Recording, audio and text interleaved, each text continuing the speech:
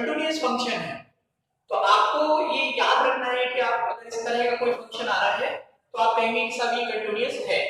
ठीक है, तो यहाँ डेफिनेशन लिखी हुई है, ये कह रहा है सतत फलन कंटिन्यूअस फंक्शन यदि कोई फलन अपने प्रांत के प्रत्येक बिंदु पर सतत है तो वह सतत फलन कहलाता है। अगर कोई फंक्शन अपने डोमेन के किसी हर पॉइंट पर, अगर कोई फंक्शन अपने डोमेन के हर पॉइंट पर कैसा हो, कंटिन्यूअस हो, तब आप कहेंगे कि ये जो फंक्शन है ये कैसा है, कंटिन्यूअस फंक्शन है। क्लियर? अगर कोई function, if any function is continuous for all point of its domain then it is known as a continuous function। then यहाँ पे मैं आपको कुछ फंक्शंस बता रहा हूँ यहाँ कि जो कंटिन्यूअस फंक्शन है आपको याद रखने ही काम आ जाते हैं। जो ऑब्जेक्टिव टाइप के क्वेश्चंस आते हैं कॉम्पिटिटिव एग्जाम में वहां आपको इस तरह के क्वेश्चंस देखने को मिले। तो पहला है, ये फर्स्ट है तत्समक फलन। तत्समक फलन को इंग्लिश में बोलते हैं आइडेंटिटी फंक्शन। आइडेंटिटी फंक्शन क्या होता है कि अगर आप f ऑफ x कर रहे हैं तो x ही आएगा। जैसे आप यहाँ 5 रखेंगे तो 5 रिजल्ट होगा, 4 रखेंगे 4 होगा, 6 रखेंगे 6 होगा। For all x belonging to r, यानी इसका जो डोमेन है वो क्या है, सेट ऑफ रियल नंबर।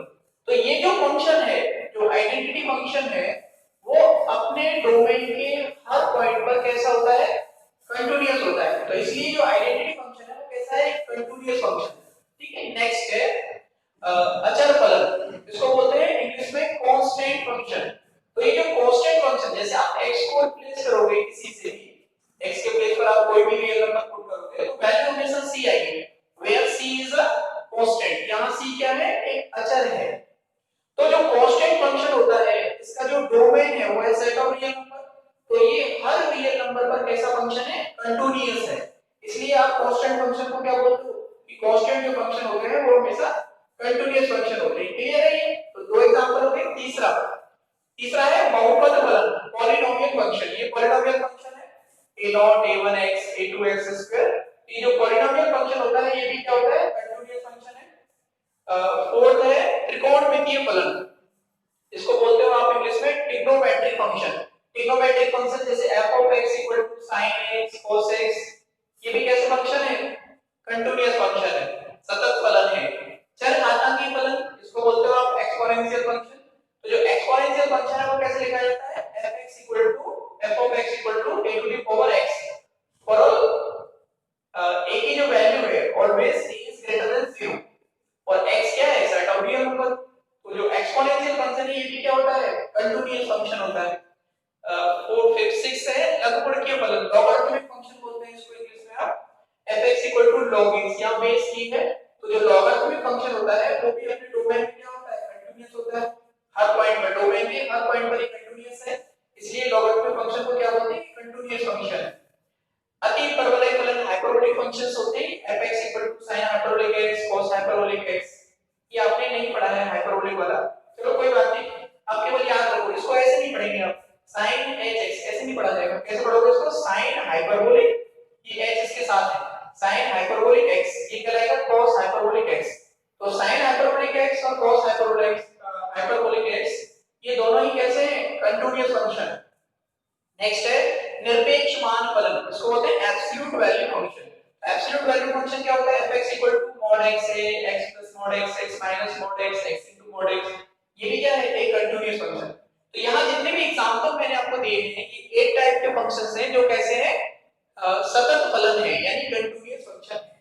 तो ये आपको याद रखने, ये हमें याद होनी चाहिए। कभी भी मान लो कोई क्वेश्चन आ रहा है और उसमें इस तरह का कोई फंक्शन आ गया, ट्रिग्नोमेट्रिक कोई फंक्शन आ गया, या आपका आइडेंटिटी फंक्शन आ गया, या कांस्टेंट आ गया, या पॉलिनोमियल आ गया, तो आप कहोगे कि ये एक पॉलिनोमियल फंक्शन है, इसलिए ये कैसा है, एक कंटीन्यूअस फंक्शन है। क्लियर? तो ये हमें पता होना चाहिए। कभी-कभी क्या होता है कि कोई एक फंक्शन होता है वो दो या दो से अधिक फंक्शन से मिलकर बना होता है। एक फंक्शन है y fx और जो fx की जो वैल्यू है वो दो पे डिपेंड कर रही है, e to the power x into sin x। तो उसमें एक ट्रिग्नोमेट्रिक पार्ट है और एक क्या है, एक्सपोनेंशियल पार्ट। तो ऐसे केस में जब इस तरह से फंक्शंस बनते हैं तो उनमें आपको अगर हमें ये पता है कि दोनों ही क्या है, कंटीन्यूअस है, तो इसका मतलब दोनों का जो मल्टीप्लिकेशन से फंक्शन बनेगा वो भी क्या होगा, कंटीन्यूअस फंक्शन।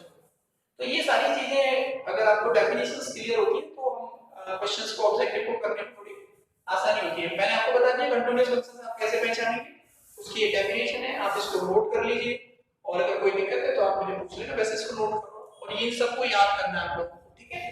करो नोट।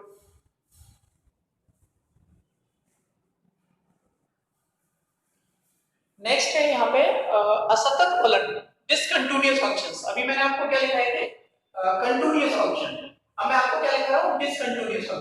तो डिसकंटीन्यूअस फंक्शन क्या होता है कि मान लो अगर कोई फंक्शन है और वो अपने डोमेन की, जो डोमेन के अंदर पॉइंट्स हैं उनमें से किसी एक पॉइंट पर भी एटलीस्ट वन पॉइंट पर वो क्या हो? डिसकंटीन्यूअस हो, तो ऐसे फंक्शन को आप लोग क्या बोलोगे?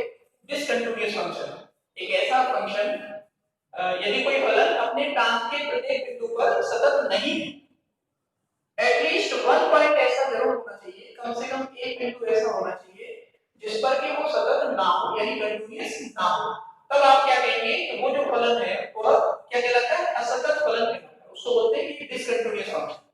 ठीक है? अगर कोई फंक्शन if any function, कोई भी लिख सकता है fx is discontinuous at least one point of domain, at least one point of domain of the function, the function which point is discontinuous या is not continuous, then the function is known as a discontinuous function। तो एक असतत फलन के बारे में मैंने बता दिया आपको। अच्छा, उसके बाद में यहाँ पे उसके कुछ एग्जांपल बता रहा हूँ, जैसे fx इक्वल टू है, ये ग्रेटेस्ट इंटीजर फंक्शन है, ये आपका ग्रेटेस्ट इंटीजर फंक्शंस का टाइप है, ये क्या है? डिसकंटीन्यूअस फंक्शन होता है। ऐसे ही ये ट्रिग्नोमेट्रिक है, जैसे tan x है, sec x है, ये x equal to pi by 2 पर प्लस माइनस 3 पाई बाय 2 पर, ये क्या होता है? डिसकंटीन्यूअस, ठीक है, सतत नहीं। ऐसे थर्ड है cot x है, cosec x है, ये x equal to 0 plus minus pi plus minus 2 pi and so on, तो क्या होते हैं? डिसकंटीन्यूअस होते हैं। ऐसे fx equal to sin 1 upon x है, cos 1 अपॉन x है, ये x इक्वल टू 0 पर क्या है? डिसकंटीन्यूअस है। ये जो लिखा है ना x equal to 0, at x equal to 0 पर ये क्या है? डिसकंटीन्यूअस। इसी तरीके से fx equal to e to the power 1 upon x, x equal to 0 पर ये क्या है? डिसकंटीन्यूअस। ऐसे ये है cos hyperbolic x, cosec hyperbolic x equal to 0 पे क्या है? Discontinuous. fx equal to 1 upon x, at x equal to 0 पर क्या है? डिसकंटीन्यूअस। तो ये मैंने आपको यहाँ पे ये 7 फंक्शंस बताए हैं, ये सातों कैसे हैं? डिसकंटीन्यूअस है। अच्छा, ये जो पॉइंट्स दिए हैं ये उनके डोमेन, जो फंक्शन है उसके डोमेन में कोई पॉइंट है, तो वो डोमेन के एक भी पॉइंट पर अगर कंटीन्यूअस नहीं तो आप उसको क्या कहेंगे? कि डिसकंटीन्यूअस। जैसे कोई भी रीजन है, मान लो ये रीजन है फंक्शन का, ये आपका डोमेन है, डोमेन बोल देते हैं इसको, रीजन बोल देते हैं, तो ये डोमेन है फंक्शन का। अच्छा, फंक्शन के डोमेन को हिंदी में बोलते हैं प्रांत। तो इसके अंदर जितने भी पॉइंट आ रहे हैं, कम से कम एक पॉइंट ऐसा होना चाहिए जिस पर फंक्शन कैसा हो? डिसकंटीन्यूअस हो, कम से कम एक, ज्यादा भी हो सकता है। तो अगर एक भी पॉइंट ऐसा है जिस पर ये फंक्शन कंटीन्यूअस नहीं है, तो उस फंक्शन को हम लोग क्या बोलेंगे? कि डिसकंटीन्यूअस फंक्शन है, यानी कि असतत फलन है। क्लियर है? तो डेफिनेशन को इंग्लिश में ट्रांसलेट कर लेना और ये एग्जांपल्स आप लोग लिख लेना, और ये आपको याद रखना है। जब कोई फंक्शन इस टाइप का आएगा किसी क्वेश्चन में, तो मैं आपसे पूछूंगा कि ये कैसा फंक्शन है, तो आप कहेंगे सर ये डिसकंटीन्यूअस है और इसका जो डिसकंटीन्यूअस पॉइंट है वो ये, जैसे 1 अपॉन x का मैंने बोला कि 1 अपॉन x कैसा फंक्शन है? डिसकंटीन्यूअस। किस पॉइंट पर ये कंटीन्यूअस नहीं है? x इक्वल टू 0, 0 डोमेन का पॉइंट है, लेकिन इस पॉइंट पर ये कंटीन्यूअस नहीं है, इसलिए फलन कैसा है? असतत। क्लियर? तो आप इसे नोट रखें, फिर मैं आपको आगे बताऊंगा।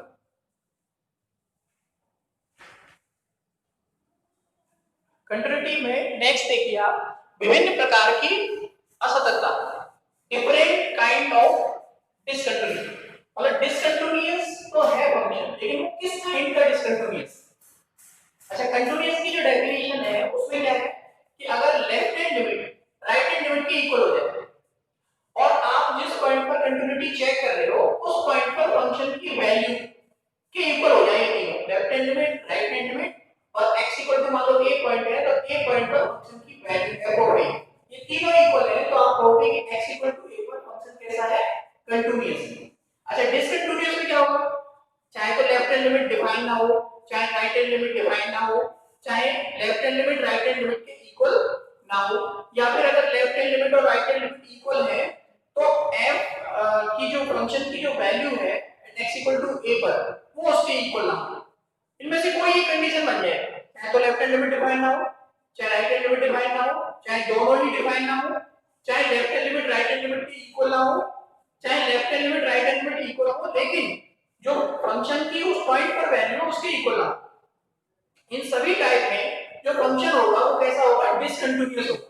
तो जो काइंड ऑफ डिसकंटिन्यूटी है इसमें क्या किया है कि आपको ये बताना है कि डिसकंटिन्यूअस तो है लेकिन ये किस प्रकार का डिसकंटिन्यूअस। तो उसकी तीन डेफिनेशन है यहाँ पे, एक है रिमूवेबल, एक है डिसकंटिन्यूटी ऑफ फर्स्ट काइंड, एक है discontinuity of second kind.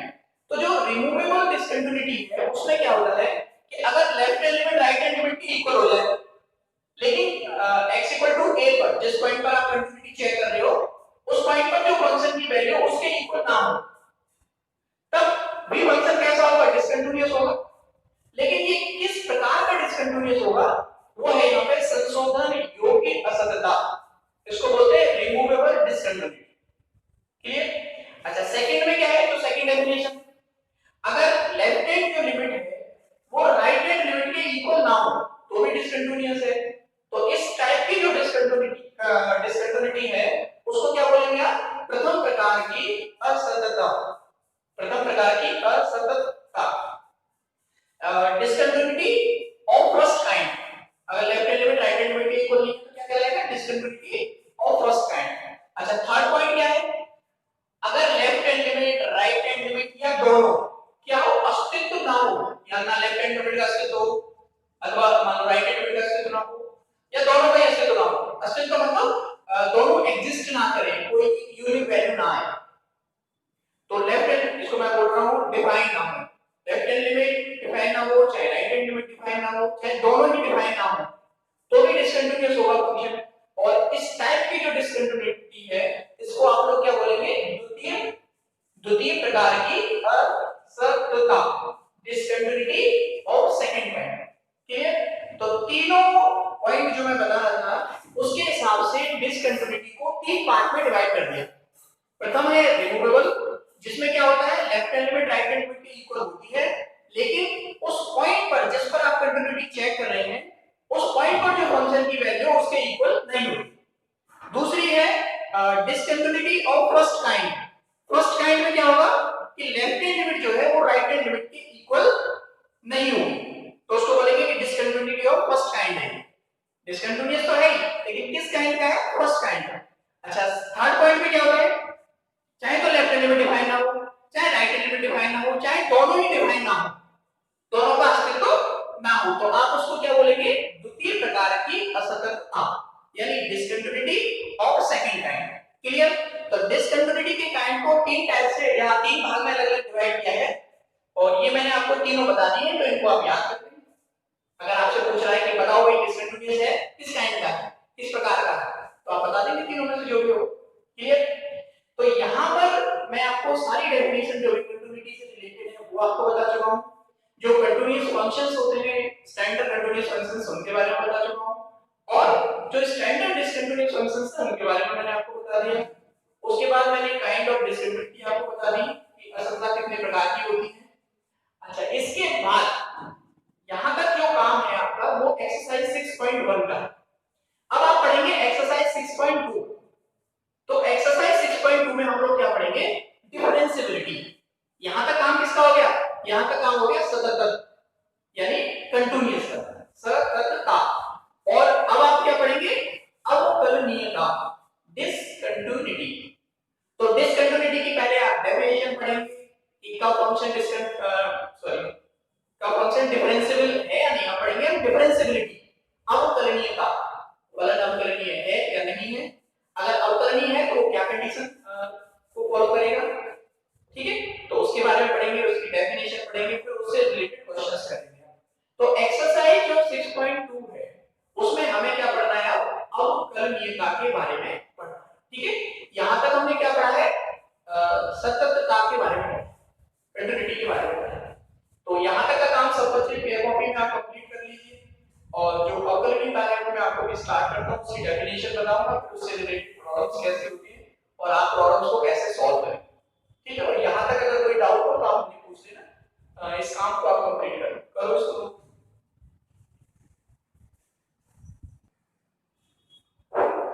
Next जो टॉपिक आप स्टार्ट कर रहे हैं यहाँ पे वो है अवकलनीयता, डिफरेंशिएबिलिटी।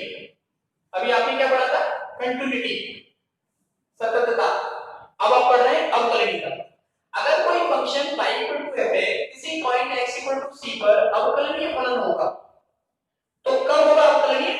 जब उस पॉइंट c पर उसका जो डेरिवेटिव है वो एग्जिस्ट करे, यानी परमिट फाइनाइटली एग्जिस्ट हो और unique, finitely exist and unique, तब आप कहेंगे कि जो फंक्शन है ये पॉइंट x = c पर कैसा है?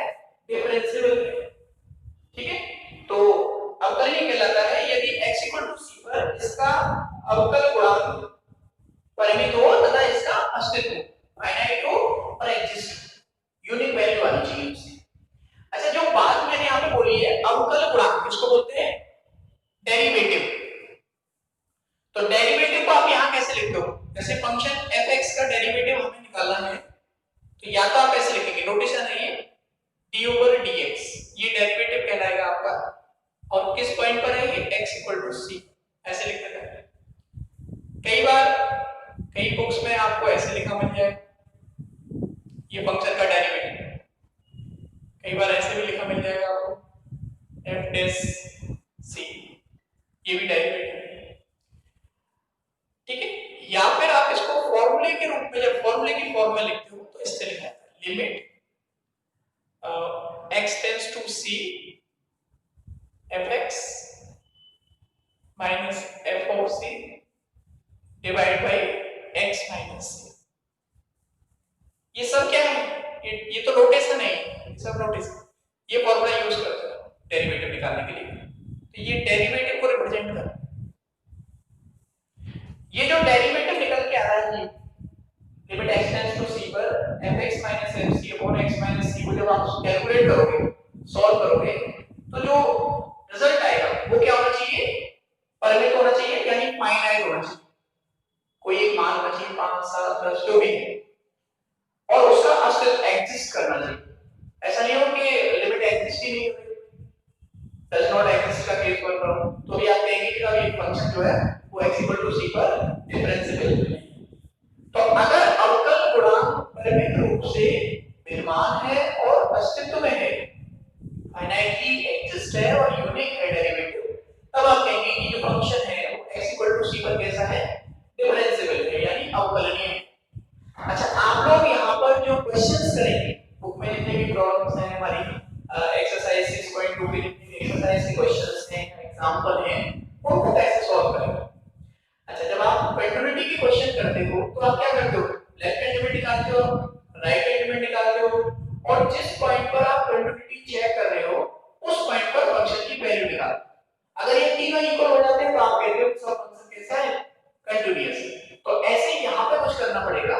वो क्या होगा कि अगर फंक्शन का लेफ्ट हैंड डेरिवेटिव, फंक्शन का राइट हैंड डेरिवेटिव दोनों इक्वल हो जाए किसी पॉइंट पर, जैसे मान लो x = a पॉइंट है, x = a पॉइंट पर लेफ्ट हैंड डेरिवेटिव निकाला, मैं आपको फॉर्मूला बताऊंगा अभी कि लेफ्ट हैंड डेरिवेटिव का कौन सा है, फिर आपने x = a पर राइट हैंड डेरिवेटिव निकाला।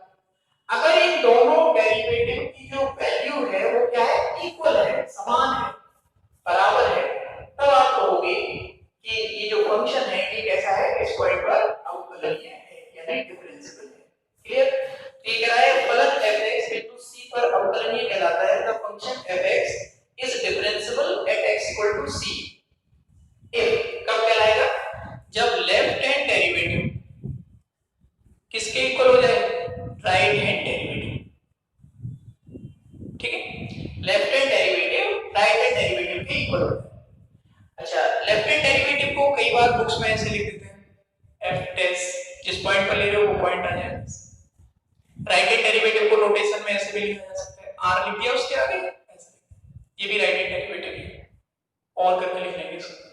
ठीक है, तो लेफ्ट हैंड डेरिवेटिव और राइट हैंड डेरिवेटिव अगर किसी पॉइंट पर किसी फंक्शन के इक्वल हो गए, समान हो गए, बराबर हो गए, तब आप कहोगे कि सब ये जो फंक्शन है ये कैसा है? अवकलनीय है। अब प्रॉब्लम ये है कि आप लेफ्ट हैंड डेरिवेटिव निकालोगे कैसे या राइट हैंड डेरिवेटिव कैसे निकालोगे?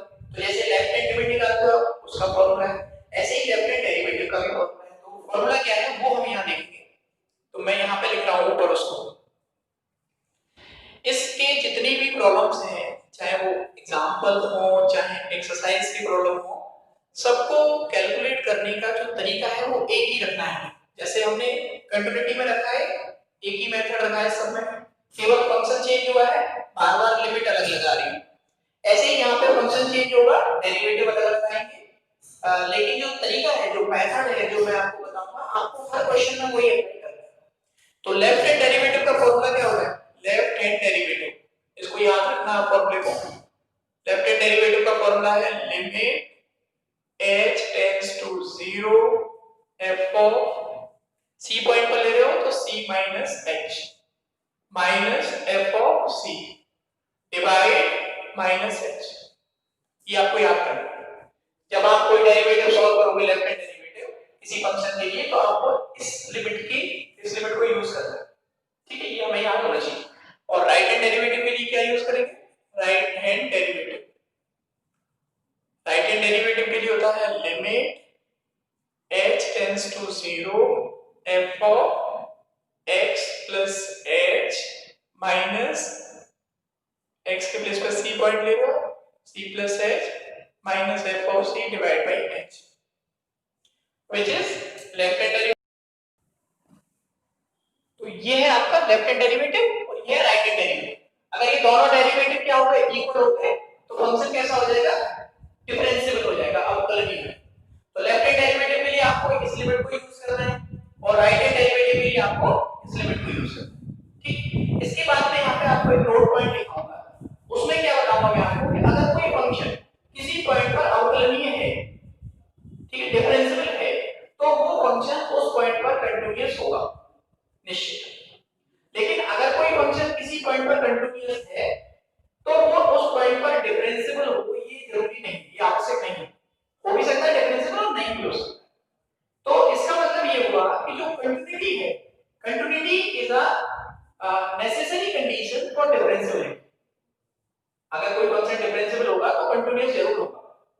अच्छा, जो डिफरेंशिएबिलिटी है is a sufficient condition for continuity. अगर कोई फंक्शन डिफरेंशिएबल हो गया तो उसको कंटीन्यूअस सिद्ध करने की जरूरत नहीं है। अगर वो अवकलनीय है तो सतत हो गए, संतत हो गए, और अगर वो संतत है तो अवकलनीय हो सकता है, नहीं हो सकता, दोनों चीजें। ठीक है, तो यहां मैं नीचे नोट लिख दूंगा, उसको आप नोट कर लेना। फिर उसके बाद आपको एक्सरसाइज की प्रॉब्लम सॉल्व करनी है। हर प्रॉब्लम को सॉल्व करने का जो फॉर्मूला है वो आपको ये डेरिवेटिव्स यूज करने हैं। लेफ्ट हैंड डेरिवेटिव निकालो, राइट हैंड डेरिवेटिव निकालो और देखो अगर इक्वल आ गए तो डिफरेंशिएबल, और इक्वल नहीं आए तो डिफरेंशिएबल नॉट डिफरेंशिएबल। ठीक है, तो आप इसको नोट करो, फिर मैं आपको क्वेश्चंस बताता हूं।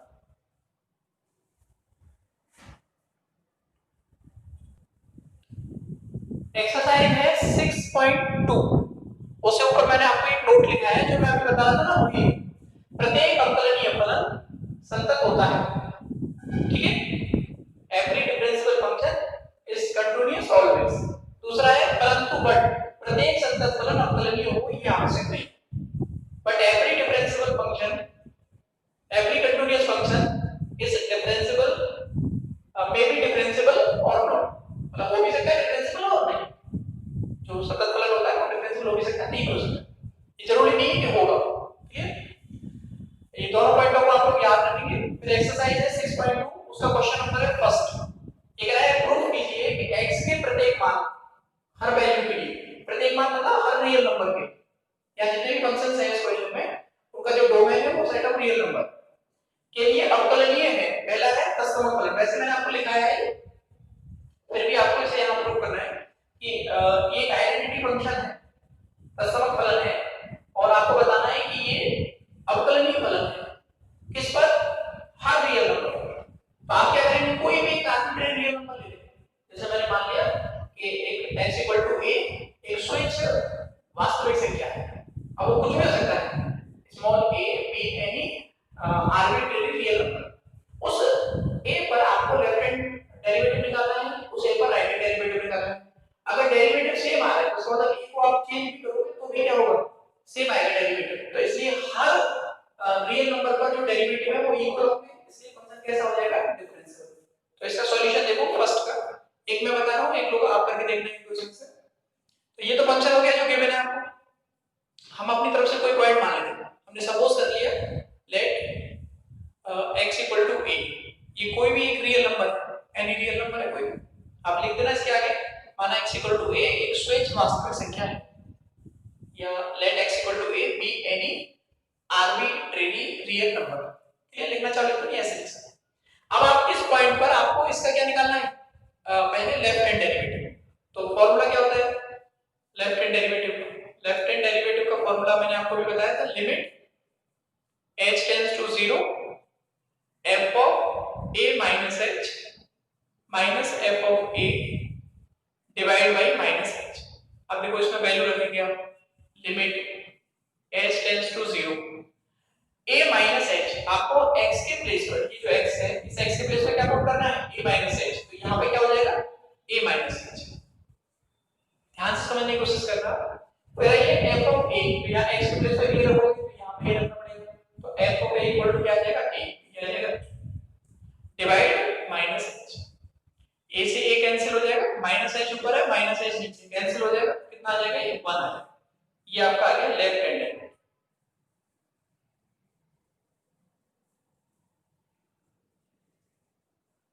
ठीक है, नेक्स्ट अब आपको निकालना है इसका राइट हैंड डेरिवेटिव। इसी तरीके से राइट हैंड डेरिवेटिव।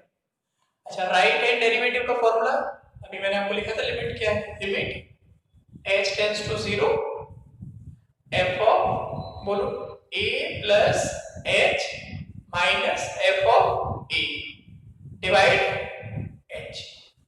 अब आप यहां देखो x के प्लेस पे क्या पुट करना है आपको, a प्लस h, यानी limit h tends to 0 a plus h minus f of a, तो x के प्लेस पे a रखेंगे तो a आएगा माइनस a डिवाइड h। ये कैंसिल हो गया, s से h कैंसिल होगा तो 1 आ जाएगा। ये आ गया आपका राइट हैंड। यहां लिखेंगे since left hand derivative equal to है किसके, इक्वल है राइट हैंड डेरिवेटिव। 1 है वैसे वो भी 1 और वो भी 1। अच्छा, दोनों डेरिवेटिव क्या है, हर पॉइंट पर ये जो लिया आपने, ये कोई भी रियल नंबर हो सकता है, एनी आर्बिट्रेरी रियल नंबर। तो हर रियल नंबर पर जो लेफ्ट हैंड डेरिवेटिव है और राइट हैंड डेरिवेटिव क्या आएगा, सेम आएगा, इक्वल आएगा, और वो हमेशा 1 आएगा। तो अगर प्रत्येक वास्तविक संख्या पर लेफ्ट हैंड डेरिवेटिव और राइट हैंड डेरिवेटिव समान है, तो जो दिया गया फलन है वो क्या है, प्रत्येक वास्तविक संख्या के लिए एक अवकलनीय है। अगर कोई फंक्शन अपने डोमेन के हर पॉइंट पर कैसा है, हर पॉइंट पर कैसा है, अवकलनीय है, तो उस फलन को क्या बोलेंगे, अवकलनीय। तो f(x) कैसा फलन हो गया, अवकलनीय लिख देंगे। Hence the given function is a differentiable function। अगर फलन अवकलनीय है, इंग्लिश में लिखना चाहो तो आप इंग्लिश में लिख सकते हो, hence the given function is differentiable। Clear? तो इस क्वेश्चन को आप नोट कीजिए, फिर मैं आपको ये वाला क्वेश्चन करके बताता हूं। इसमें 4 हैं, है ना, तो इसी तरह से होंगे सभी, सब में एक आर्बिट्रेरी कोई रियल नंबर लेना है, केवल फंक्शन चेंज हो जाएगा। यहां पे फंक्शन आपका ये था, अब मैं आपको ये वाला फंक्शन ले लूंगा, लेफ्ट हैंड